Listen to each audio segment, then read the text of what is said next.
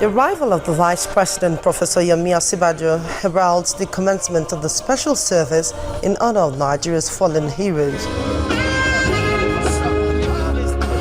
Typical of any Christian gathering, there was praise and worship, while prayers were offered for the peace of the country, the armed forces, and the families of the fallen soldiers. In his sermon, Bishop David Bakare, the chairman of the Christian Association of Nigeria in the Northeast, asked the government to set aside 10% of recovered funds of corrupt public officers for the families of soldiers who have paid the supreme price in the fight against insurgency.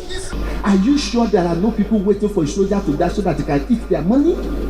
Are there no people who needs to be investigated even in the armed forces to be sure that the young ones are excited having labored for the nation? They are important things. We must think about them. We must pray about them. Our leaders, our political leaders, should peep into it a little bit more. Our soldiers should get a better payment. Our soldiers should get a special training. You know, I was telling you about 10% of the money made recovered back from those who stayed. We should also go to the streets of Abuja and remove all those people's names and put a soldier who died having been married 1 month after went to the battlefront and died childless. The Vice President, on his part, commended the military for liberating all Nigeria's territory from the insurgents. He expressed confidence that the war will be won in all its ramifications. Their remarkable efforts, in particular at this time, in combating the insurgency in the Northeast, is greatly appreciated by the Nigerian people. We know that Boko Haram and that insurgency in the Northeast has now been degraded militarily.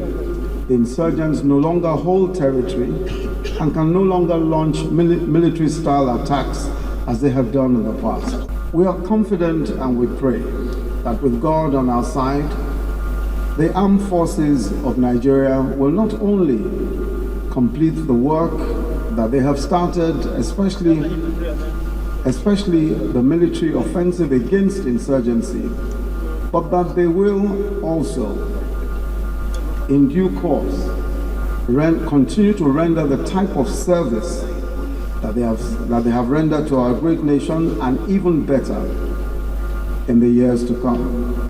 The interdenominational service is held every year to remember and celebrate men and officers of the Nigerian Armed Forces who paid the supreme price for the nation. I'm Makao Kafo, Channels Television News.